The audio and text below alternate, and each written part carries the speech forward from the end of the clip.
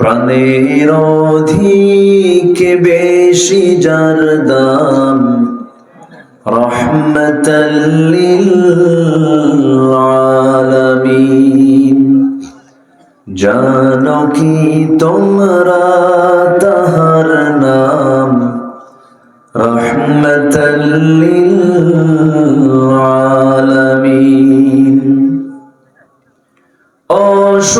অসহায়ের বুকে যে জন গোপনে করে সওয়ার, দরুদ পড়ে সুবহ ও শাম রহমাতাল লিল আলামিন। আমার বন্ধুগণ, জিহাদ ফি সাবিলিল্লাহর কাজটা সবাই করতে পারে না, এটার জন্য তাকদীর লাগে। মুনাফিকরা তো পারি না, মুনাফিককে নামাজে চেনা যায় না, মুনাফিককে রোজায় চেনা যায় না, মুনাফিককে দান সদকায় চেনা যায় না, মুনাফিককে চেনা যায় হলো মাঠে ময়দানে, জিহাদের ময়দানে। জীবন দেওয়া কিন্তু এত সস্তা না। একটু গুরুত্ব বোঝানোর জন্য বলতে চাই, জিহাদের গুরুত্ব কতটুকু। সামান্য একটা ইতিহাস মনে পড়ে গেল। একটা সূরার নাম আছে সূরা তাওবা। সূরা তাওবা, এই সূরা তাওবার একটা প্রেক্ষাপট আছে। তাবুক অভিযানে আমার রাসূল 30,000 সৈন্য নিয়ে রওনা দিয়েছিলেন। যুদ্ধ হয় না, রোমানদের বিরুদ্ধে যুদ্ধ না হয়ে 30,000 সাহাবী নিয়ে আমার নবী যাওয়ার রওনা করলেন, ব্যাক করলেন মদিনার দিকে। মদিনার মসজিদে বসে আছেন, হঠাৎ করে একজন সাহাবী, লম্বা হাদিস, তিনি হাদিসটা বর্ণনা করেছেন, কাব বিন মালিক রাদিয়াল্লাহু তাআলা আনহু, আস্তে করে নবীর সামনে এসে হাঁটু গেড়ে আস্তে করে বসে গেছেন। বসে গিয়ে বলছেন, ইয়া রাসূলুল্লাহ, মাফ চাইতে আসছি আমি। কি মাফ চাও বলো? ইয়া রাসূলুল্লাহ, আমি আপনার কাছে মাফ চাইতে আসছি, এজন্য আপনি যুদ্ধের ডাক দিয়েছেন, অভিযানের ডাক দিয়েছেন, যেতে পারি নাই, গড়িমসি করেছিলাম, ভুল করে ফেলেছি, আমাকে মাফ করে দেন। এবার রাসূল নিজেই গোয়েন্দার মতো করে প্রশ্ন করছেন, কাব, আর কে কে যাও নাই বলো তো, আর কে কে যাও নাই বলো। এবার বলছেন, হুজুর হেলাল বিন উমাইয়া যায় না, আর কে যায় নাই বলো। মুরারা বিন রাবিয়া যায় না, আর কে যায় নাই বলো। হুজুর আমার জানা নাই, আমার জানা মতে এই 3 জন আমরা যাই নাই। যাওয়ার সুযোগ ছিল, সবকিছু ছিল, ইচ্ছা করে গরিমসি করে যাই নাই, হুজুর দয়া করে মাফ করে দেন। আমার নবীর সঙ্গে সঙ্গে মাথা নিচু করে বললেন, ও কাব বিন মালিক, তুমি আমার সামনে থেকে চলে যাও, তুমি আমার সামনে থেকে চলে যাও। ওনাকে মসজিদ থেকে যখন বের হতে বলা হলো, তিনি বের হয়ে গেলেন। এরপর আমার নবী নোটিশ জারি করে দিলেন। মদিনার সকল সাহাবায়ে কেরামকে ডাক দিয়ে বলছেন, আনসার মুহাজিররা, কাব বিন মালিক, হেলাল বিন উমাইয়া, মুরারা বিন রাবিয়া, 3 জনের বিরুদ্ধে আমি রাসূল বয়কট করে দিলাম। তাদের সঙ্গে সকল প্রকার লেনদেন, কথাবার্তা, আচার আচরণ সব বন্ধ। যখন এই 3 জনের কাছে নিউজ চলে গেল, যেন গোটা আকাশ তাদের মাথার উপরে ভেঙে পড়ল।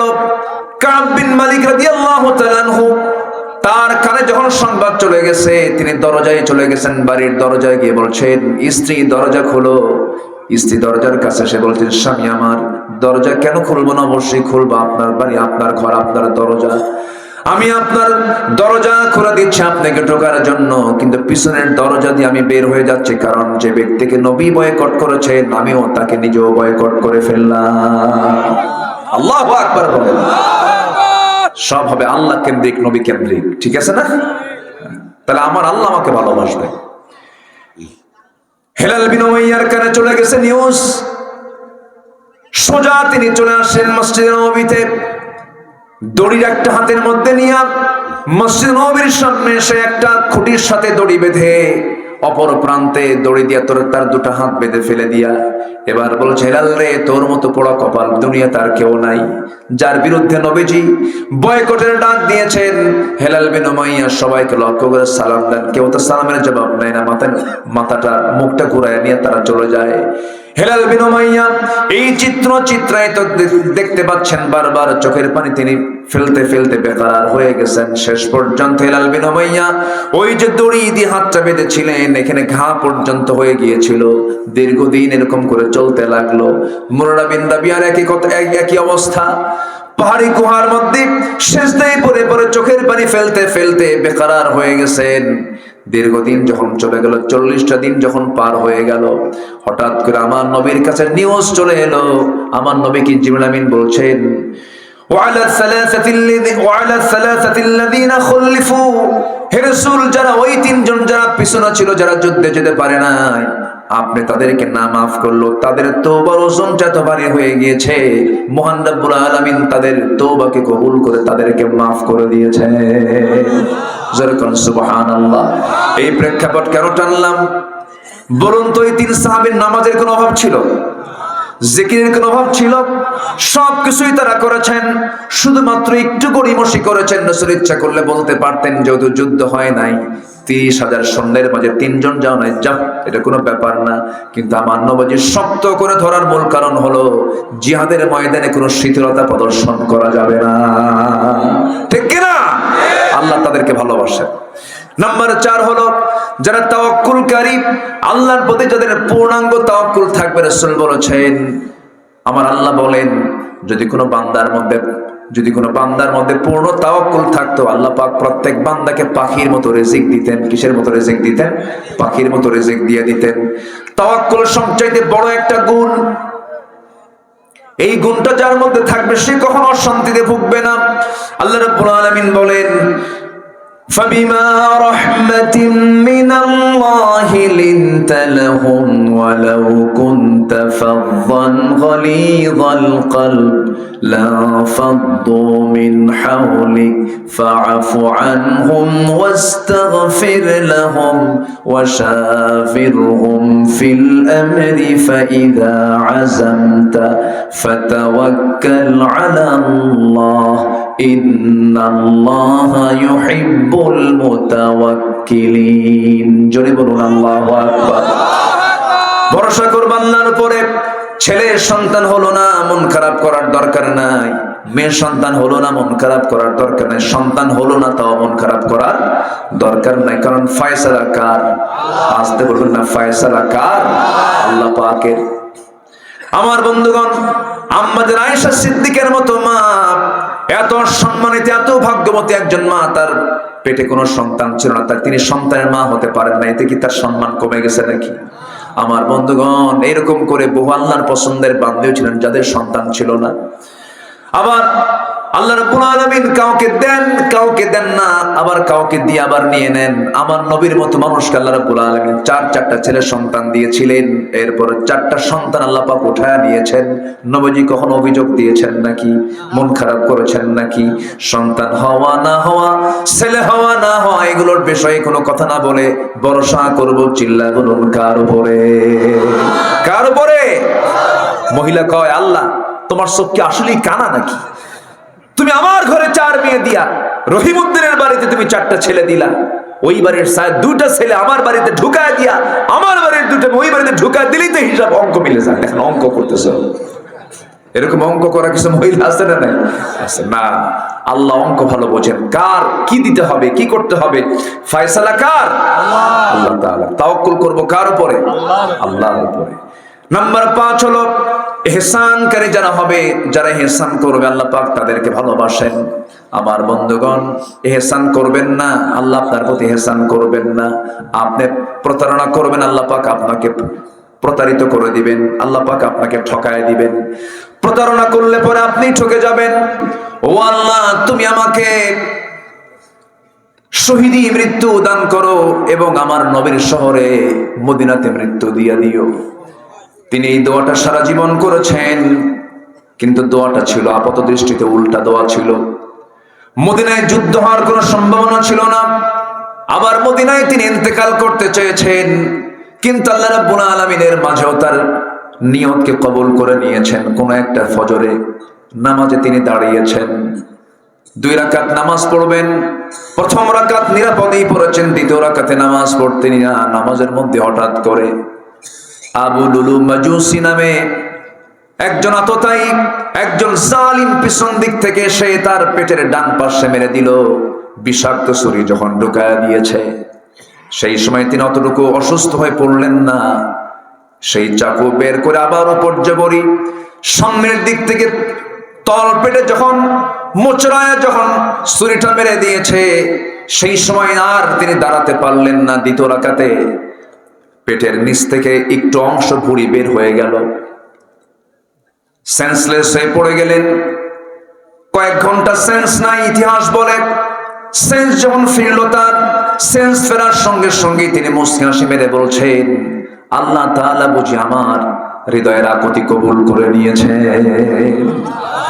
এরপরে ছেলে আব্দুল্লাহকে ডাক দিয়ে বলছে, আব্দুল্লাহ রে এদিকে আসো, একটু পানি দাও তো। হয়তো সন্তান মনে করেছেন আব্বা পানি পান করার জন্য ছটফট করছেন, পানি আনলেন তাড়াতাড়ি করে। পানি যখন তার হাতে দেওয়া হলো, তিনি বলছেন, আব্দুল্লাহ তুমি আমাকে কিসের জন্য পানি দিলা? আব্বা আপনি তৃষ্ণার্ত হয়েছেন, পানি পান করুন না। আরে না, ফজর নামাজ তো আমার এখনো হয় নাই। আল্লাহু আকবার বলেন। এটার নাম কি? জিকির। বলেন এটার নাম কি? বলেন জিকির। আমার তো নামাজটা হয় না, নামাজ তো বাদ আছে, ওযু করতে হবে, ওযুর পানি দাও। ওযু বানায় নিলেন। ওযু বানায় নিয়ে তিনি কষ্ট করে দাঁড়াতে পারলেন না, পেটটাকে কাপড় দিয়ে পেঁচে ধরলেন। নামাজটা বসে বসে কোনো মতো পড়লেন। পড়ার সঙ্গে সঙ্গেই এবার আব্দুল্লাহকে ডাক দিয়ে বলছে, আব্দুল্লাহ রে কি চিন্তা করো তোমরা, কান্নাকাটি করো কেন? আমার নাকের মধ্যে আমি জান্নাতের ঘ্রাণ পেয়ে গেছি। আমি দুনিয়া থেকে মনে হয় বিদায় নিয়ে নেব। আব্দুল্লাহ বলছেন, আব্বা ডাক্তার তো জোগাড় করতে হবে, চিকিৎসার দরকার, ডাক্তার খুঁজে আনতেছি। ডাক্তার খুঁজে আনা হলো, সামনে ডাক্তারকে বসায় দেওয়া হলো। এবার ডাক্তার বলছে, আমিরুল মুমিনিন কি চিকিৎসা করবো আপনার? এক গ্লাস দুধ নিয়ে এসেছি, দুধটা পান করুন। যখন তাকে এক গ্লাস দুধ দেওয়া হলো পান করার জন্য, তিনি পান করা শুরু করলেন বিসমিল্লাহ বলে। কিন্তু দুধটা পেটে থাকলো না, নারী ফুটা হয়ে বাইরে দিয়ে দুধটা পড়ে গেল। ডাক্তার বলছে, আর পারলাম না, আমি তো অচল হয়ে গেলাম, আমার চিকিৎসা এই জায়গায় শেষ, আমি আর পারছি না। সঙ্গে সঙ্গে ওমরে ফারুক বলছেন, ডাক্তার তোমাকে ধন্যবাদ, আমি আমার রবের সন্ধানে, রবের আহ্বানে সাড়া দিয়ে আমি আমার রবের কাছে চলে যাচ্ছি। আল্লাহু আকবার বলেন। জিকির কার? বলেন আসতে বলবেন না, জিকির কার? আল্লাহর জিকির, তাতমাইন্নুল কুলুব। সঙ্গে সঙ্গে ওমরে ফারুক রাদিয়াল্লাহু তাআলা বলছেন, আব্দুল্লাহ আমি মনে হয় দুনিয়া থেকে বিদায় নিয়ে নেব, ডাক্তারকে পাঠায় দাও। ডাক্তার এবার চলে যাচ্ছে রুম থেকে। ডাক্তারের পায়ের দিকে তাকায় দেখেন তার পাজামাটা গিরার নিচে পড়ে আছে। ওই অসুস্থ অবস্থায় ডাকতেছেন, ডাক্তার এই দিকে আসো, আমি চাই না তুমি জাহান্নামে যাও। আমার নবীর হাদিসটা শুনে যাও, যে ব্যক্তির পাজামার কাপড় গিরার নিচে পড়ে থাকবে, কিয়ামতের দিন আল্লাহ পাক তার দিকে নজর দিবেন না, পাজামার কাপড়টা উঠাও। সুবহানাল্লাহ বলবেন না? মৃত্যুর পূর্ব দাওয়াতি কাজ বন্ধ নাই। ওমর ফারুক রাদিয়াল্লাহু তাআলা দুনিয়া থেকে বিদায় নেবেন। এবার বলছেন, আব্দুল্লাহ সারা জীবনের আমার একটা আকুতি ছিল, কোনোদিন প্রকাশ করিনি। আব্দুল্লাহ আমি তো মরে যাচ্ছি, আমার রাসূল তো মারা গেছেন, আমার বন্ধু আবু বকর নবীর পাশে ঘুমাচ্ছেন, আমার বড় শখ, নবীর পাশে আমিও ঘুমাতে চাই, কিন্তু জায়গাটা তো আয়েশার, উম্মাহাতুল মুমিনিন আয়েশার জায়গা। সে যদি জায়গাটা আমাকে দিত, আমার শখটা পূরণ হয়ে যেত। দেখো তো আব্দুল্লাহ, তুমি আমার পক্ষ হয়ে তুমি আমার সন্তানকে একটা প্রস্তাব দাও তো দেখি। দেখি আয়েশা কি বলে। চলে গেছেন তিনি।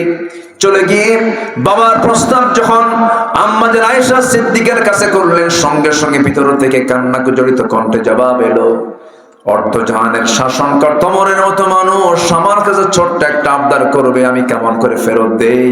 আমি আয়েশা আমার জায়গা আমি ওমরে দান করে দিলাম। আমার ভাইয়েরা, আল্লাহর শরণ, নবীর মুহাব্বত, আল্লাহর জিকির, নবীর আনুগত্য, এই বিষয়গুলো যদি আমার আপনার জীবন থেকে মাইনাস হয়ে যায়, দুনিয়াও সংকীর্ণ হয়ে যাবে, আখিরাতও সংকীর্ণ হয়ে যাবে, সব শেষ হয়ে যাবে। আল্লাহ একটা আয়াতে সাফ করে বলে দিয়েছেন, ওয়ামান আ'রাদা আন যিকরি ফাইন্না লাহু মাঈশাতান দানকা ওয়া নাহশুরুহু ইয়াওমাল কিয়ামাতি আ'মা قال رب لم حشرتني أعمى وقد كنت بصيرا। জোরে বলুন আল্লাহু আকবার। আমার জিকির থেকে, আমার স্মরণ থেকে, আমার নামাজ থেকে, আমার সমস্ত হুকুম থেকে যে বান্দা নিজেকে গুটিয়ে রাখবে, কিয়ামতের দিন আমি তাকে অন্ধ করে তুলব এবং দুনিয়ার জীবনটাকে আমি তার জন্য সংকীর্ণ থেকে সংকীর্ণ করে দেব, শান্তি থাকবে না। এবং কিয়ামতের দিন, হাসরের দিন তাকে অন্ধ করে তুলব। বান্দা বলবে, আল্লাহ চোখ তো ছিল, আজকে অন্ধ কেন? আল্লাহ বলবেন, তোরে আমি আমার আয়াত দিয়েছি, তুই আয়াতকে ভুলে গিয়েছিলি, আজকে তেমন করে আমি তোরেও ভুলে গেলাম। নাউজুবিল্লাহ। তাহলে আমাকে আল্লাহ বেশি ভালোবাসেন না আমি আল্লাহকে বেশি ভালোবাসি? আল্লাহ আমাকে বেশি ভালোবাসেন। আল্লাহ কাকে ভালোবাসেন? 8 শ্রেণীকে আজকে বলবো। ওয়াজ কি শুরু হয়েছে এখনো? ওয়াজ কিন্তু এখনো শুরু হয়নি। আল্লাহ ভালোবাসেন 8 ধরনের মানুষকে। এর মধ্যে 1 নম্বর হলো যারা তওবা করে। কি করে? তওবা। গুনাহ নাই কার? হাত তোলেন দেখি। কার গুনাহ নাই? হাত তোলেন। একজন লোক এদেশে হাত তোলার মতো লোক আছে যার গুনাহ নাই, সেটা হলো লতিফ সিদ্দিকী। ওর কোনো গুনাহ টুনা নাই। ও একদিন বলে ফেলতেছে, অকপটে বলছে, খুব দাম্ভিকতা নিয়ে বলছে, আমি আমিন কেন কব? আমি আমিন কেন বলবো? আমার তো কোনো গুনাহই নাই, আমি মাসুম। চিন্তা করছেন? সে বলে আমার কোনো গুনাহই নাই। মানুষ যার নাম তার ভুল আছে, নবীদের কোনো ভুল নাই। নবীদের ভুল না থাকার পরও তারা কিরকম ভাবে তারা আল্লাহর কাছে মাফ চেয়েছেন দেখেন। আমাদের আব্বা আদম আলাইহিস সালাম দোয়া করেছেন, কত সহায়ত্ব নিয়ে দোয়া করেছেন, আমাদেরকে সেই দোয়া শিখিয়ে দিয়েছেন। যারা পারেন ঠোঁট মিলিয়ে বলুন, রব্বানা যালামনা আনফুসানা ওয়া ইল্লাম তাগফির লানা ওয়া তারহামনা লানাকুনান্না মিনাল খাসিরিন। দোয়া করেছেন ইব্রাহিম আলাইহিস সালাম। সবাই বলুন, আওয়াজ দিয়ে বলুন, রব্বানা তাকাব্বাল মিন্না ইন্নাকা আনতাস সামিউল আলিম ওয়া তুব আলাইনা ইন্নাকা আনতাত তাওয়াবুর রহিম। দোয়া করেছেন ইউনূস আলাইহিস সালাম। সবাই বলেন, লা ইলাহা ইল্লা আনতা সুবহানাকা ইন্নী কুনতু মিনাজ জালিমিন।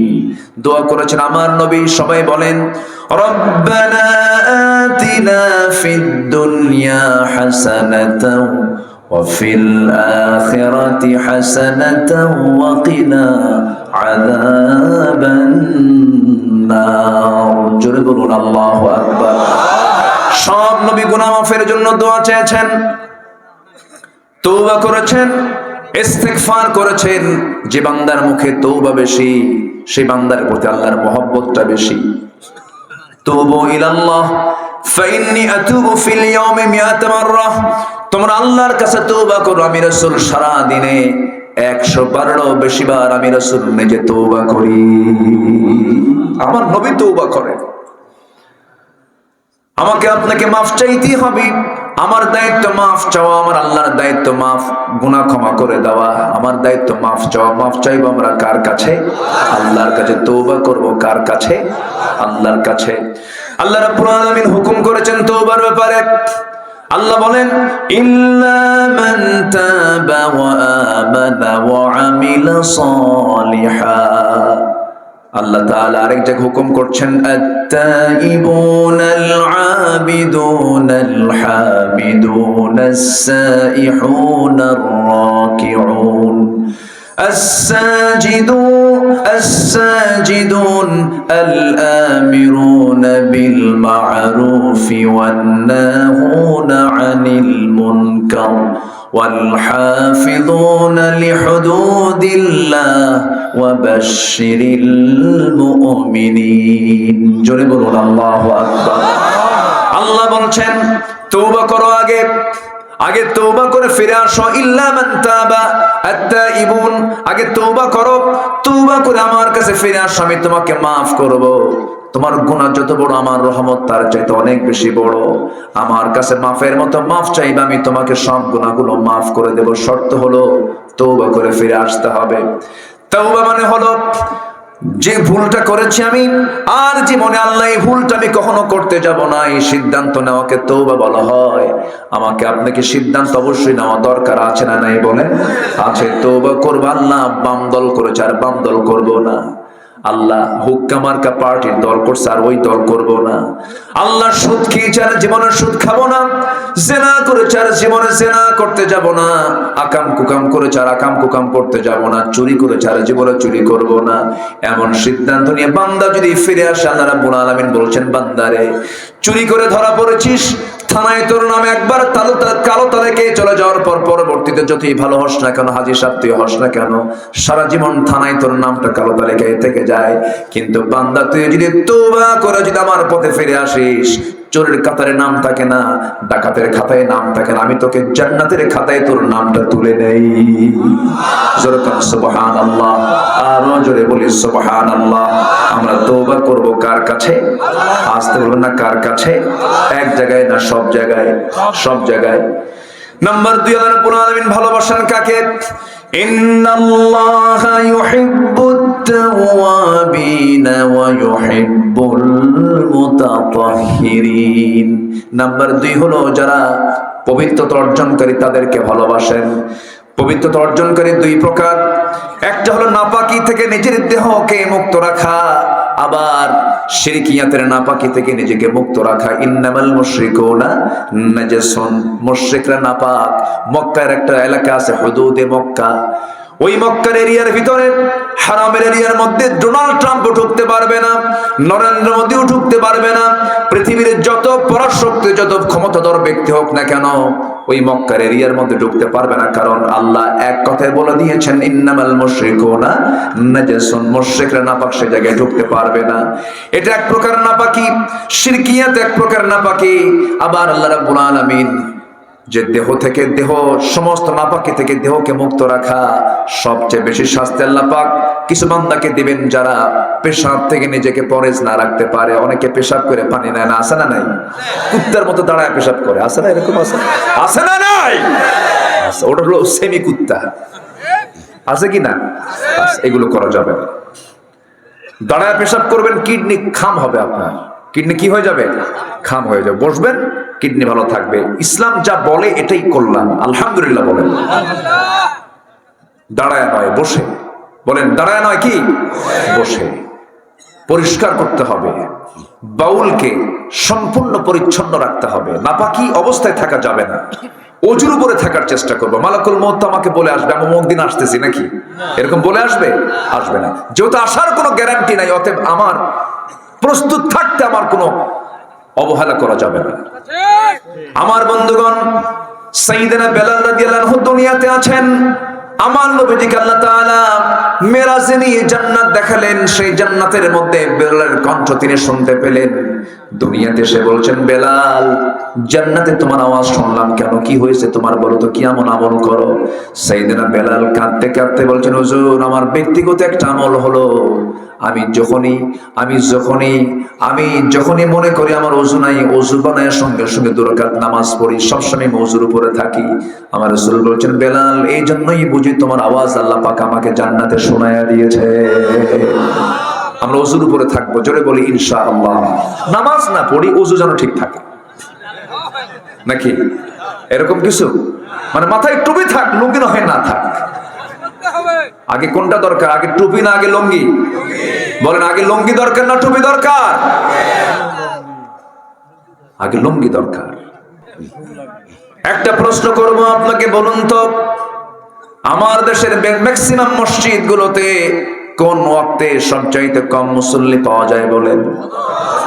ফজরের সবচেয়ে কম মুসল্লি। কিন্তু দুঃখজনক হলো সত্য, ওই ফজরেই কিন্তু মানুষ বাড়িতে বেশি থাকে। জোহরে কম থাকে, আসরেও কম থাকে, মাগরিবেও কম থাকে, এশাও কম থাকে। কিন্তু ফজরে 100% বাড়িতে মানুষ থাকার পরও ফজরে মুসল্লি কম। মানুষগুলো কোথায় যায়? মেরাজে। মেরাজে যায়, ঘুমায় না। কি ঘুমায়? কি ঘুমান দিল, ফজরটা তার কাজা হয়ে গেল। সেই ঘুম তার জন্য অকল্যাণ বয়ে আনবে, অসুস্থতা বয়ে আনবে, নিঃসন্দেহে তার জন্য ক্ষতির কারণ হয়ে যাবে। কোন এক শুক্রবারে, এই তো কিছুদিন আগে কোন এক শুক্রবারে ভূমিকম্প হয়েছিল, মনে আছে আপনাদের? কি বার বলেন? কি বার? শুক্রবার, জুমাবার। বলেন কি বার? আবার বলেন, আবার বলেন, আবার বলেন। শুক্রবার বলবেন না, বলেন কি বার? জুমাবার বললে সওয়াব পাবেন।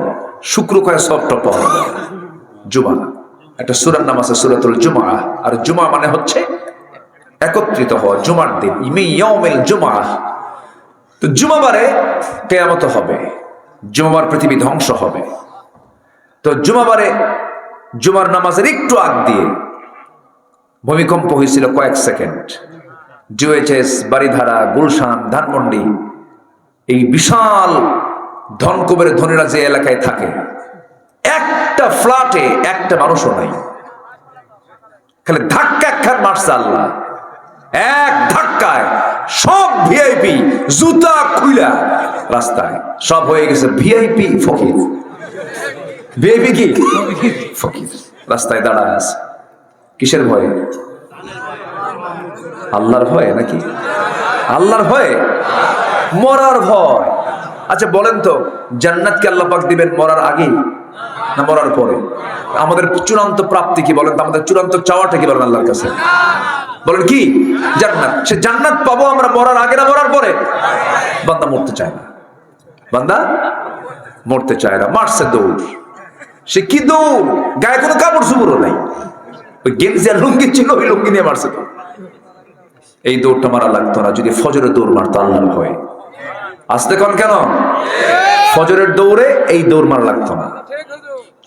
আল্লাহ তাআলা দৌড় মেরে নামাজে যেতে বলেছেন, হাইয়া আলাস সালাহ, হাইয়া আলাল ফালাহ, তাড়াতাড়ি নামাজে আসো, কদ কামাতিস সালাহ, নামাজ দাঁড়ায় গেছে, নামাজে দাঁড়াও।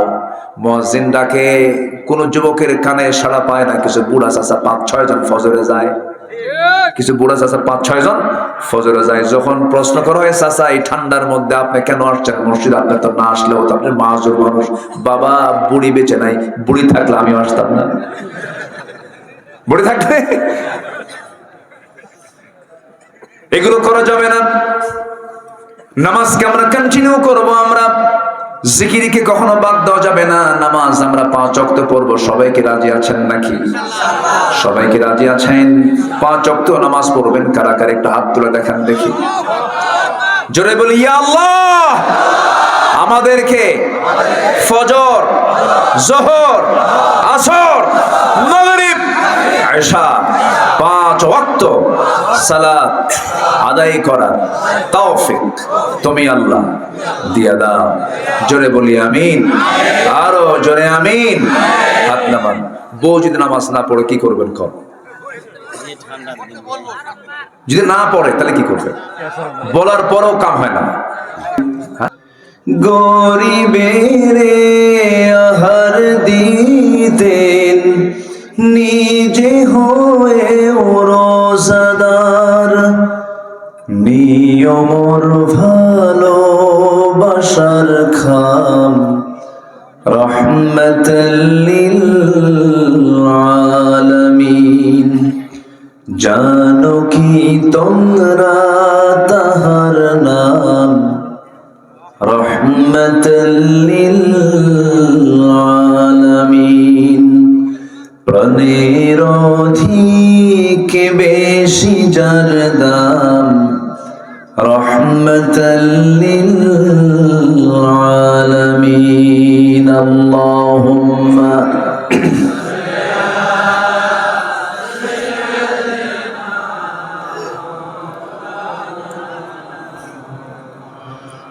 ওয়া আলা আলি।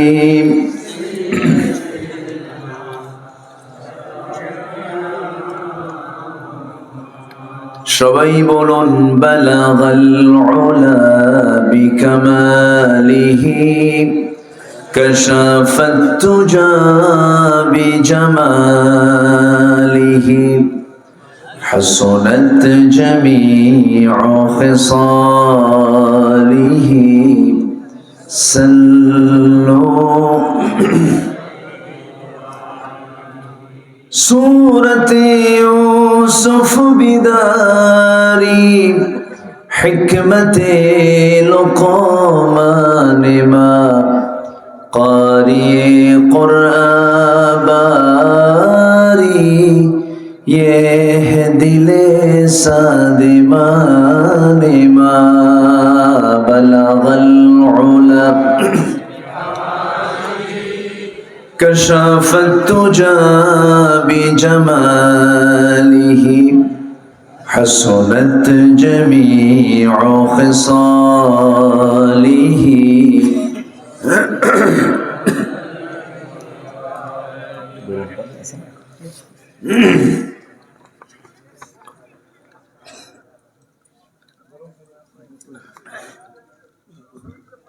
উত্তরবঙ্গের গেটওয়ে বৃহত্তর বগুড়ার জয়পুরহাট জেলার কালাই উপজেলার উলিপুর আমিনী আহমেদিয়া হাফিজা মাদ্রাসা মাহফিল ইন্তেজামি কমিটি কর্তৃক আয়োজিত ৪১তম তাফসীরুল কোরআন মাহফিল ২০২৬। আজকের এই মহৎ আয়োজনের সম্মানিত সুযোগ্য সভাপতি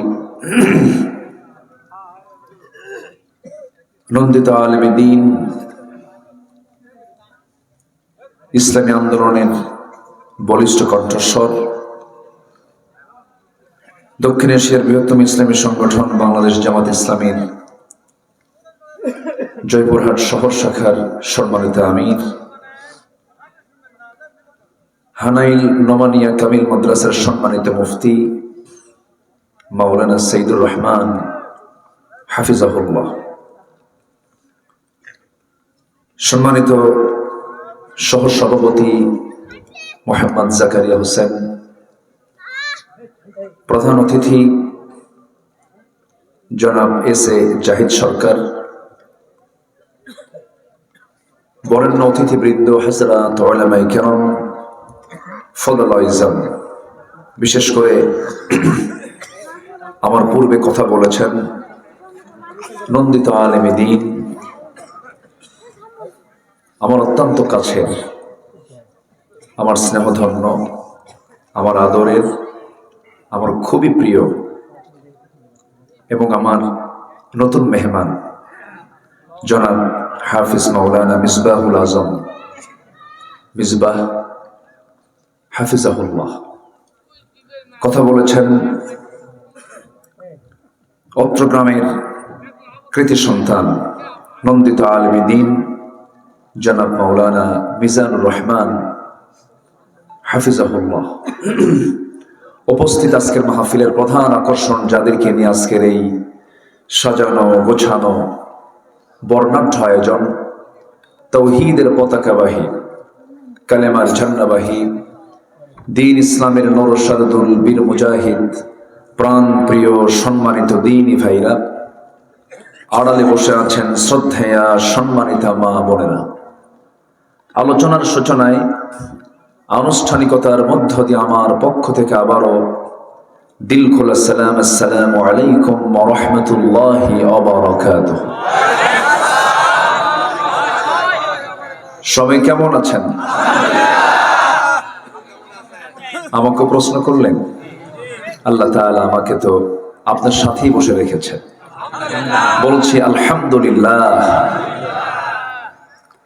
সারাদিনের সকল ক্লান্তি দূর করার জন্য সবাই যখন আরামের ঘুমের দিকে যাবার কথা, লেপের নিচে এখন ঘুমানোর কথা, ঠিক সেই সময় আমরা বসে আছি কোরআনের টানে জান্নাতের বাগানে। যে মনিব সুযোগ করে দিলেন সেই মহান রবের শানে বলে উঠছি আলহামদুলিল্লাহ। সবাই বলছি আলহামদুলিল্লাহ, চিৎকার মেরে বলছি আল্লাহুম্মা ইন্নী আসআলুকা আল হুদা ওয়াত তুকা ওয়াল আফাফা ওয়াল গিনা। সবাই বলি আল্লাহুম্মা লাকা আসলামতু ওয়া বিকা আমানতু ওয়া আলাইকা তাওয়াক্কালতু ওয়া ইলাইকা আনাবতু ওয়া বিকা খাসামতু। আমরা আল্লাহ তাআলার শুকর আদায় করে নিলাম। সম্মানিত হাজিরিন, আলোচনা শুরু করতে একটু দেরি হলো, শেষ হতে যদি একটু দেরি হয় কষ্ট হবে না তো? সবাই কি সময় দিতে রাজি আছেন? জোরে বলি ইনশাআল্লাহ। শেষ ক্লাসটা একটু কঠিন হয়। শেষ ক্লাসে ছাত্র অপেক্ষায় থেকে শেষ হবে কখন, যিনি শিক্ষক তিনিও ভাবেন শেষ হবে কখন। তো আমরা দোয়ার মধ্য দিয়ে শেষ করব। দোয়া পর্যন্ত সবাই থাকতে রাজি আছে তো ইনশাআল্লাহ? জি, আমি এতটুকু কথা বলতাম না, যেহেতু উঠতে দেরি হলো তো এই জন্য কথাটা আমরা একটু বলে নিলাম। জি, জোরে বলি ইনশাআল্লাহ। সম্মানিত হাজির, আমরা যে কিতাবের কথা শুনতে এসেছি, যে কোরআন আমরা বুঝতে এসেছি, এই কোরআন তো পৃথিবীর কোনো লেখকের লেখা বই নয়। এই কিতাবটা কার পক্ষ থেকে নাজিল হওয়া বলুন তো? আসতে বলবেন না, কার পক্ষ থেকে? পৃথিবীতে একটা গ্রন্থই পৃথিবীতে এখন আছে, যে গ্রন্থটা পৃথিবীর কারো না, আর বাকি যত বই পৃথিবীতে আছে সব মানুষের। সব কি বলেন? মানুষের। কোরআনের ব্যাখ্যা হলো হাদিস, মূল সোর্স হচ্ছে কোরআন, যা আল্লাহ থেকে নাজিল হওয়া। তাহলে এই পৃথিবীতে বাকি যত বই আমরা যা দেখতে পাই সব হচ্ছে মানুষের, আর কোরআনটা হলো কার? আল্লাহর। এর চাইতে আর সহজ করে পার্থক্য বোঝানোর মতো ভাষা আমি পাচ্ছি না। তাহলে যে আল্লাহ তাআলা তার ভাষায় তার কাছ থেকে কোরআন নাজিল করলেন, এত বড় একটা স্পষ্ট সুস্পষ্ট এবং এত মজবুত একটি গ্রন্থ আমাকে দেওয়ার পরেও আমরা সেই কোরআনকে জীবনের সকল জায়গায় আমরা ট্রিট করছি না, জীবনের সকল জায়গায় আমরা এটাকে প্রয়োগ করছি না। এটা আমাদের জন্য বড় পোড়া কপাল। আসতে কন কেন? আসতে কন কেন? এই যে কোরআন দেখতে পাচ্ছেন, এর উপরে যদি কেউ বঙ্কিম, শরৎ অথবা রবি ঠাকুরের কোনো বই যদি উপরে রাখে, অথবা আমাদের কবি নজরুলের বই যদি রাখে, মানবেন? কেন মানবেন না? কোরআন সবার উপরে থাকবে, বাকি সব বই নিচে থাকবে। তাহলে কাগজের কোরআনকে আপনারা এমন ভাবে দেখতে চান যেন এই কাগজের কোরআনের উপরে আর কোনো পৃথিবীর কোনো বই যেন না স্থান পায়। আজকে আমরা যে সমাজে বসবাস করছি, যে রাষ্ট্রের অধীনে আমরা নাগরিক হয়ে আছি, সে রাষ্ট্র এবং সমাজে যে আইনটা আছে, সে সমাজে যে আইন প্রতিষ্ঠিত আছে, সেটা কি, সেখানে কি কোরআন উপরে না মানুষের আইন উপরে? এটা খুব মানানসই হলো না? মানালো না। তাহলে আমরা দুর্বল আইন আছি, আমরা যে আইনের কোনো ভিত্তি নাই, নড়বড়ে, পরিবর্তনশীল। কিন্তু আল্লাহ তাআলা যে শক্তিশালী সংবিধান দিয়েছেন, মজবুত সংবিধান দিয়েছেন, এটাকে আমরা নিচে রেখে মানুষের আইনকে আমরা প্রাধান্য দিয়ে তার উপরে আমরা সমাজ রাষ্ট্রকে পরিচালনা করছি। আচ্ছা বলুন তো, এই কাজের সঙ্গে যারা সম্পৃক্ত, জড়িত, তারা কি আল্লাহর বন্ধু হতে পারে? আস্তে করে, বন্ধু কি হতে পারে? তাহলে 54 বছরে আমরা যে শাসকগুলো দেখেছি, তারা কেউ কি কোরআনের কোন আইন তারা সমাজে চালু করেছেন? না। তাহলে তারা সবাই কিন্তু কোরআনটাকে নিচে রেখে উপরে মানুষের আইনটাকে উপরে রেখে প্রাধান্য দিয়ে আদালত চালিয়েছেন, রাষ্ট্র ব্যবস্থা চালিয়েছেন, বিচার ব্যবস্থা চালিয়েছেন।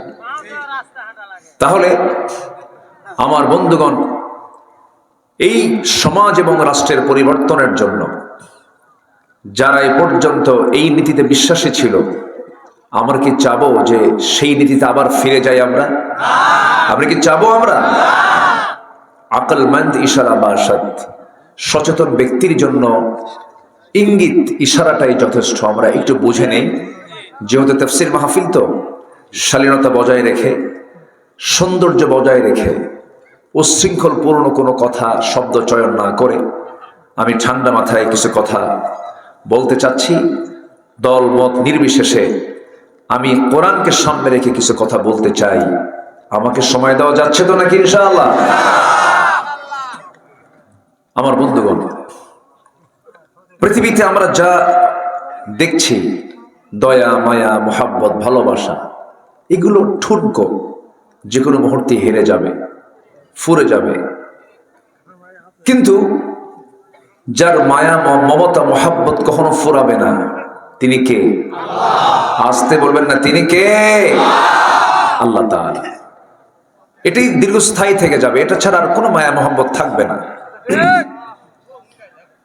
আল্লাহ রাব্বুল আলামিন, তার সঙ্গে আমার প্রথম পরিচয় হয়েছিল রূহের জগতে। আমার প্রথম পরিচয় হওয়ার পর আল্লাহ রাব্বুল আলামিন রুবুবিয়্যতের স্বীকৃতি নিয়ে তিনি আমাকে মার পেটে পাঠায়া দিয়েছেন। মার পেটেও ছিলাম। এরপর আমরা 3rd নাম্বার জায়গায় আমরা অবস্থান করছি, 3rd নাম্বার জগতে আমরা অবস্থান করছি। প্রথমে ছিলাম আলেমে রূহে, রূহের জগতে। এরপরে আলেমে বুতুন, মার পেটের জগতে ছিলাম। এরপরে আলেমে জাহান, দুনিয়াতে আসছি। এখন প্রশ্ন করব আমি আপনাকে, যেটা বলতে চাচ্ছি, বলুন তো, প্রথম যে সম্পর্ক আমরা করেছি, প্রথম যে কথোপকথন হয়েছে, কারোর সঙ্গে নয়, হয়েছে একমাত্র কার সাথে? কার সাথে? আল্লাহর সাথে কমিটমেন্ট দিয়ে এসেছি। মার পেটেও, যদিও মার পেটে ছিলাম, কিন্তু মার পেটের সেই সুরক্ষিত জায়গার ভিতরে কেউ আমাকে বাঁচায় নাই, কেউ আমাকে লালন পালন করে নাই। আমার মা হয়তো কষ্ট স্বীকার করেছেন, তার পেটটা বড় হয়ে গেছে। এরপরে মা রক্তগুলো চুষে চুষে আমি বড় হয়েছি। অবশ্যই মার তো কষ্ট হয়েছে, ঠিক আছে, কিন্তু ওই মার পেটের ভিতরে তিলে তিলে, যে জায়গায় চোখ, যে জায়গায় কান, যে জায়গায় হাত, যে জায়গায় পা, সব কিছুকে সুন্দর করে ব্যালেন্স করে খালাকাকা ফাসাওয়াকা ফাআদালাক, এমন সুন্দর করে মার পেটের মধ্যে সূক্ষ্ম করে বানিয়েছেন। চিল্লায় বলুন, তিনি আমার কে? এমন সুন্দর করে বানিয়েছেন। এই যে চোখ আমরা দেখতে পাই, চোখ ছাড়া মাথা থেকে পা পর্যন্ত প্রত্যেকটা জায়গাগুলোকে মহান রব্বুল আলামিন চামড়া দিয়ে প্যাকেট করেছেন, চামড়া দিয়ে ঢেকে দিয়েছেন। কিন্তু চোখটা বাইরে, চোখটা হলো বাহিরের জায়গায়। আল্লাহ রাব্বুল আলামিন চোখটাকে পানির উপরে ভাসমান রেখেছেন। প্রতি মিনিটে মানুষের চোখ 15 থেকে 20 বার চোখের পলক ফেলে এবং চোখ থেকে ঘন ঘন পানি বের হয়। প্রতিদিন 24 ঘন্টায় বিজ্ঞান বলছে 1 মিলিলিটার চোখ থেকে পানি বের হয়। পিছনে মেশিন আছে, ঘুমে থাকলেও মেশিনটা চলে। এই চোখটাকে আল্লাহ রাব্বুল আলামিন কত সুন্দর করে যত্ন করে রেখে দিয়েছেন। ধুলাবালি যখন আমাদের চোখে পড়তে চায়, চোখের পাপড়ি দিয়া, চোখের পলক দিয়া সুন্দর করে চোখটাকে আল্লাহ রাব্বুল আলামিন সাফ করে দেন। এবং চোখের পানি দিয়েছেন লবণ। আমি আপনি পানি পান করি মিঠা, কিন্তু চোখের পানি আল্লাহ রাব্বুল আলামিন লবণ করে দিয়েছেন। আবার জিহবার পানিকে আল্লাহ রাব্বুল আলামিন লালাকে স্বাধীন করে দিয়েছেন, পাইনসা করে দিয়েছেন। আবার কানের যে ময়লাগুলো, ইয়ারক্স, এটাকে আল্লাহ রাব্বুল আলামিন তিক্ত করে দিয়েছেন। কানের ময়লা তিক্ত করলেন কেন? বান্দা যখন রাতের বেলা ঘুমাতে যাবে, যদি মিষ্টি, যদি স্বাদ হতো, ওই ময়লাটার, কানের ময়লা যদি মিষ্টি হতো, প্রত্যেকটা পিঁপড়া গিয়ে জমা হতো কানের ভিতরে, ঘুম হতো না, কষ্ট হতো। কানকে সিকিউর করার জন্য কানের ময়লা দিয়েছেন তিক্ত। একই দেহ, কিন্তু চোখের পানি করেছেন লবণ, আর মুখের লালা করেছেন হলো স্বাধীন, পাইনসা করে দিয়েছেন কেন? বান্দার মুখের লালা যদি মিষ্টি হতো, মিষ্টিকে মিষ্টি মনে হতো না। যদি টক হতো, টককে টক মনে হতো না। এমন নিউট্রাল করে রেখেছেন যে স্বাদই আসে জিহ্বায় বলে দেয় এটাই প্রকার স্বাদ। সুবহানাল্লাহ বলা যাবে না? আল্লাহ রাব্বুল আলামিন চোখের পানিকে লবণ করে দিলেন কেন? মৃত্যু পর্যন্ত বান্দার চোখে যেন কোনো জীবাণু অ্যাটাক না করতে পারে। রাতের বেলা বান্দা ঘুমিয়ে পড়ে, তাও চোখের পানি পড়া বন্ধ হয় না, চোখের পানি আল্লাহ রাব্বুল আলামিন রেখে দেন। সকালবেলা দুই চোখের কোনায় সাদা সাদা অংশ থাকে, অংশকে কি বলে? হ্যাঁ হ্যাঁ, কি কেনজুল, পিনজুল, যাই হোক একটা জুলজুল হলোই, সমস্যা না। কিন্তু দেখে কিন্তু ঘৃণা মনে হয়। হয়তো বলি, ভাই তোমার চোখে কেনজুল, একটু সাফ করে নাও। কিন্তু এই কেনজুলকে যদি আমরা একটু ঘৃণা ঘৃণা মনে করে যদি এই চোখের এই সাদা অংশ যদি না বের হতো, চোখ ফুলে মানুষের চোখ নষ্ট হয়ে যেত। আল্লাহ রাব্বুল আলামিন 24 ঘন্টা আমার চোখকে সেভ করার জন্য স্থায়ী মলমের বন্দোবস্ত করে দিয়েছেন। জোরে বলি সুবহানাল্লাহ। আলাম নাজআল লাহু আইনাইনি ওয়া লিসানান ওয়া শাফাতাইনি ওয়া হাদাইনাহুন নাজদাইন। জোরে বলুন আল্লাহু আকবার। টানা টানা চোখ দিয়েছেন, দুটো কিডনি দিয়েছেন। আমার এক বন্ধু মালয়েশিয়ায় থাকে, আব্দুল মমিন নাম। একদিন হঠাৎ করে তার হাতটা চেপে ধরে দেখে এখানে মেশিন লাগানো। বললাম, বন্ধু আমার এখানে মেশিন কেন? চোখে পানি, কেঁদে বলে, বন্ধু প্রচুর টাকার মালিক, কিন্তু আমার দুটো কিডনি অকেজ, কোনো উপায় নাই। ডায়ালিসিস করতে হয় সপ্তাহে 4 থেকে 5 দিন। আল্লাহ রাব্বুল আলামিন আমার আপনার কিডনি যে দিয়েছেন, একটা দিলেও চলতো, ডাবল ডাবল করে দিয়েছেন। দুনিয়ার ডায়ালিসিস মেশিনটার ওজন হলো 100 কেজি, আর আল্লাহ রাব্বুল আলামিন একই ডায়ালিসিস মেশিন যে কাজ করে, সেই ডায়ালিসিস মেশিনের কাজটা আল্লাহ পাক কিডনি দিয়ে করায় দেন। প্রত্যেকটা কিডনির ওজন মাত্র 200 গ্রাম, আর মানুষ বানাইছে 100 কেজি। যদি এমনটা হতো, বান্দাকে দুনিয়াতে আল্লাহ পাঠায় দেওয়ার পর বলেন, ও বান্দা তোর জন্য পরে আসমান থেকে কিডনি পাঠাবো 100, 200 কেজি, তুই হলে 80 কেজি, ধানের বস্তা ধরবেন না কিডনির বস্তা ধরবেন? কত বড় বেকায়দা হয়ে যেত। আল্লাহ রাব্বুল আলামিন বলেন, আল্লাযী খালাকাকা ফাসাওয়াকা ফাআদালাকা ফি আইয়ি সূরাতিন মা শাআ রাক্কাবাক। শুধু সৃষ্টি করি নাই, এটাকে ব্যালেন্স করে দিয়েছি, সমতা রক্ষা করেছি। 200, 400 গ্রাম কিডনি দিয়েছি, বান্দা চলতে ফিরতে যেন কোনো কষ্ট না হয়। জেনারেটর দিয়েছেন, আমার দেহের মধ্যে জেনারেটর সেট করা আছে, বিদ্যুৎ আছে, বিদ্যুৎ ছাড়া আমার চোখ চলবে না, আমার হাত চলবে না, পা চলবে না। জেনারেটর আছে, এরপরে ব্যাটারি আছে, কি চান সবকিছু এই বডির মধ্যে সেট করে দিয়েছেন। চিল্লায় বলেন কে? আসতে বলবেন না কে? মাথা থেকে পা পর্যন্ত আপনি যেদিকে তাকাবেন, কার অবদান? বন্ধুকে। আসতে বলবেন না বন্ধুটাকে? আল্লাহ আমার বন্ধু। তিনি শুধু মানুষের রব নন, সকল প্রাণীর তিনি রব। সকল প্রাণীর সিকিউরিটি আল্লাহ নিজে নিশ্চিত করে দিয়েছেন। আমার বন্ধুগণ, একটা প্রশ্ন করব, বলুন তো, মশা মানুষকে ভয় পায় না মানুষ মশাকে ভয় পায়? মশারি টাঙায় কে? কিসের থেকে বাঁচার জন্য? এখন বলেন, শক্তিশালী কে, মানুষ না মশা? মশাই শক্তিশালী। আচ্ছা, হাতি মানুষকে চালায় না মানুষ হাতিকে চালায়? হ্যাঁ, মানুষ হাতিকে চালায়। আবার সেই মানুষটা আবার সামান্য মশার কাছে অসহায়। এই মশাকে আল্লাহ রাব্বুল আলামিন কত আগে বানিয়েছেন। মশার কথা কোরআনে কারীমেও বলে দিয়েছেন। কাফেররা বলল, মাযা আরাদাল্লাহু বিহাদা মাসালা, তোমার রবের কাম নাই কাজ নাই, কোরআনের মধ্যে মশার কথার কি দরকার ছিল? কিন্তু আজকে যে আশ্চর্য হবেন, এই মশার চোখকে রিসার্চ করে ড্রোন ক্যামেরা আবিষ্কার হয়েছে। ক্যামেরা আবিষ্কার করা হয়েছে মশার চোখ দিয়া। মশার চোখ হলো ডিফেন্স ড্রোনের মতো, চতুর্দিকে সে এক সমান দেখতে পায়, কোন দিক দিয়ে সলিমুদ্দি হামলা করে সে টের পায়। মশা সহজে মারা যায় নাকি? সহজে মারা যায় না। আপনি এত শক্তিশালী, মশাকে ধরতে পারেন না, সে কখন কামড় দিয়ে চলে গেল।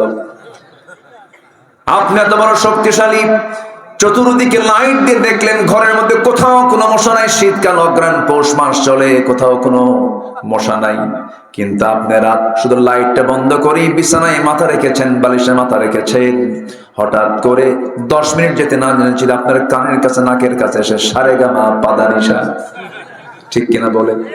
ও খুঁজে পাইলো কেমন, ওর চোখ কোথায়? আপনার চোখ ফেল মেরে দিয়েছে, সে ঘাম পেয়ে যায়। সায়েন্স বলছে 75 ফুট দূর থেকে প্রত্যেকটা মশা মানব অস্তিত্ব খুঁজে পায় এখানে কোন শরীর মধ্যে শুয়ে আছে। আমার বন্ধুগণ, মশা যে কামড় মারে যে অংশটুকু দিয়া ওটাকে সুর বলে। কি বলে? সুর বলে। ওই সুরটা যদিও চিকন দেখতে পায়, কিন্তু ওই সুরের মধ্যে 6টা ভাগ আছে। কয়টা ভাগ বলেন? 6টা ভাগ আছে।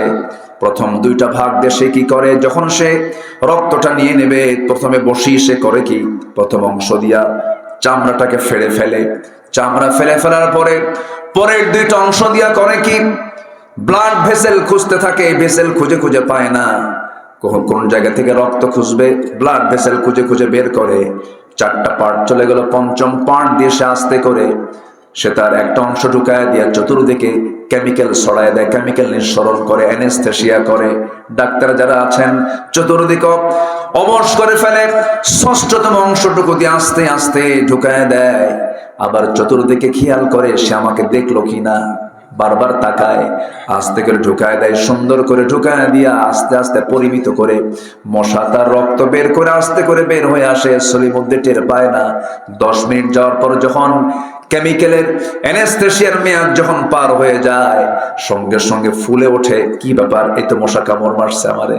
10 মিনিট পর টের পায় মশা চলে গেছে, আমি আপনি টের পেলাম না। আবার কিছু কিছু আছে হলো ছেঁচড়া মশা, এমন খাওয়া শুরু করে হুঁশ নাই, বিগত সরকারের মতো, ওই যে 16 বছর যারা ছিল, ঠিক কিনা? এমন খাওয়া খাইছে, হজম করতে পারে নাই, শীত হয়ে পড়লো আর শেষ হয়ে গেল, ঠিক কিনা বলেন? তাহলে আল্লাহ যে উদাহরণগুলো দিয়েছেন, অবশ্যই উদাহরণের মধ্যে হিকমত আছে না নাই? আসতে বলবেন না, আছে না নাই? এই যে মশা তার সুরটা ঢুকালো, টের পেলেন না, আমি আপনি টের পেলাম না। এই মশার এই সুরকে স্টাডি করে বিজ্ঞান আজকে আবিষ্কার করেছে মসকিউটো ইন্সপায়ার্ড নিডলস, সিরিঞ্জ তারা তৈরি করেছে। এই আধুনিক যে সিরিঞ্জ গুলো তৈরি হয়েছে মশার সুরকে রিসার্চ করে, জোরে বলেন সুবহানাল্লাহ। একটা মশার গায়ে যে মেশিন আল্লাহ পাক লাগিয়ে রেখেছেন, মশা যে আওয়াজ করে গুনগুন গুনগুন করে কানে শোনা যায়, এই আওয়াজটা কিন্তু তার ভোকাল কর্ডের আওয়াজ না, কণ্ঠের আওয়াজ না, এটা তার পাখার আওয়াজ। সায়েন্স বলতেছে, আধুনিক বিজ্ঞান বলছে, প্রাণী বিজ্ঞান বলছে, প্রত্যেকটা মশা যখন সে হাতের ঝাপটান যখন পাখার যখন ঝাপটানটা মারে, প্রতি সেকেন্ডের ঘনত্বের পরিমাণ হলো, ঝাপটানের পরিমাণ হলো তার পাখা নড়ায় প্রতি সেকেন্ডে 400 থেকে 500 বার। সুবহানাল্লাহ বলা যাবে না? আজ পর্যন্ত মেশিন, মশার গায়ে যে মেশিনটা আছে, এমন মেশিন আজ পর্যন্ত পৃথিবীতে কেউ আবিষ্কার করতে পারে নাই। আল্লাহু আকবার বলেন। আমার রব তিনি কত বড় রব! সেই মহান রব যা কিছু সৃষ্টি করেছেন সব আমার এবং আপনার জন্য সৃষ্টি করেছেন। জোরে বলেন সুবহানাল্লাহ। একটা প্রশ্ন করব আপনাকে, বলুন তো, আল্লাহ আমাকে বেশি ভালোবাসেন না আমি আল্লাহকে বেশি ভালোবাসি? বলেন, বলেন, কে আমাকে বেশি ভালোবাসেন? না আমি আল্লাহকে বেশি ভালোবাসি? আল্লাহ আমাকে বেশি ভালোবাসেন। সারা রাত ধরে মদের বোতল খায়, অন্যের বউ নিয়ে শুয়ে থাকে, অথচ আল্লাহ তার নাকের ডগায় অক্সিজেন দিয়ে রাখে। আল্লাহর দয়া কম? আস্তে, আল্লাহর দয়া কম? সারা রাত ধরে মদের বোতল নিয়ে থাকে আর অন্যের বউ নিয়ে শুয়ে থাকে, এরপরও নাকের ডগায় আল্লাহ সরাসরি অক্সিজেন দিচ্ছেন, খা। বান্দা তুই তওবা করে তবু আয়, তওবার দরজা খোলা রেখেছে, আমি তোকে মাফ করে দেব। জোরে বলে সুবহানাল্লাহ। সবাইকে আমরা আল্লাহর প্রিয় পাত্র হতে চাই। আল্লাহ ভালোবাসেন 8 শ্রেণীর মানুষকে। আল্লাহ তাআলা 8 ধরনের মানুষকে ভালোবাসেন। এই 8 ধরন কারা কারা, এটা হচ্ছে আজকে আমার আলোচনার সাবজেক্ট। সবাইকে শুনতে রাজি আছেন? কারো কোনো সমস্যা নাই তো? জোরে বলি ইনশাআল্লাহ। আল্লাহ আবার কিছু বান্দাকে ভালোবাসেন না, ইউহিব্বু লা ইউহিব্বু, এই দুটা শব্দের মোড়কে আল্লাহ পাক সাজিয়েছেন, কাদেরকে ভালোবাসেন আর কাদেরকে ভালোবাসেন না। তবে হ্যাঁ, পৃথিবীর কোথাও কিন্তু আপনি শান্তি পাবেন না যদি একটা কাজ আপনার মধ্যে না থাকে। সেটা কি জানেন? সেটা হচ্ছে আল্লাহর জিকির যদি না থাকে। পৃথিবীর কোনো প্রাণীর মধ্যে কিন্তু অশান্তি নাই। মশা অশান্তি নাই, হাতি অশান্তি নাই, পিঁপড়া অশান্তি নাই, সমুদ্রের জলপ্রাণী কোনো অশান্তি নাই, ওদের মধ্যে কোনো হরতালও নাই, কোনো গন্ডগোল, কোনো নির্বাচনও নাই। কি কথা কি বুঝতেছেন আপনারা? কোথাও কোনো, শুধু সমস্যা কিসের ভিতরে বলেন? মানুষের মধ্যে। আমার বন্ধুগণ, কেন সমস্যা নাই? সকল প্রাণীগুলো আল্লাহর তাসবিহ জপে এবং সকল প্রাণীগুলো আল্লাহর আনুগত্য করে। أفغير دين الله يبغون وله أسلم من في السماوات والأرض طوعا وكرها ولكن لا تفقهون تسبيحهم। দুই জায়গায় আল্লাহ রাব্বুল আলামিন বলেন, সকল প্রাণী যে তাসবিহ প্রকাশ করে তোমরা তা বোঝো না, কিন্তু বান্দা তোমরা কি? ইন্নাল ইনসানা লাকাফুর, বান্দা তুমি বড় অকৃতজ্ঞ, অকৃতজ্ঞ বান্দা তুমি আমাকে ভুলে থাকো। আমি তোমাকে এক সেকেন্ড ভুলি না।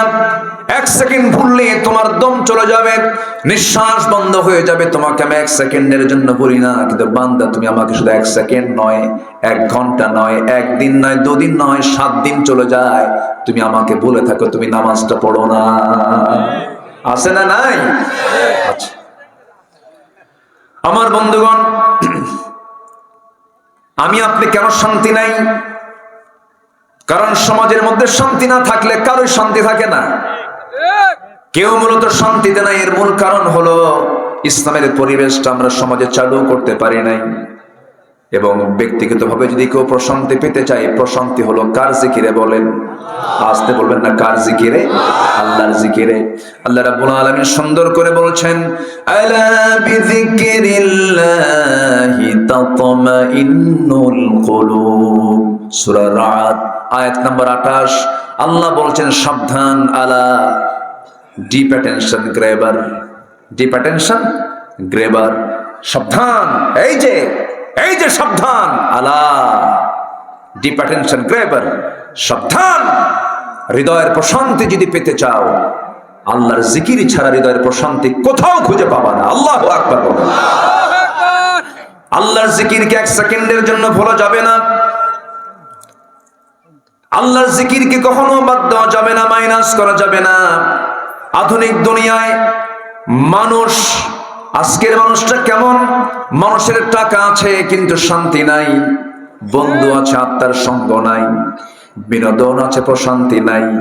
এই জন্যই মনোবিজ্ঞান স্বীকার করছে যে over thinking can not be cured by more thinking, it needs a higher connection.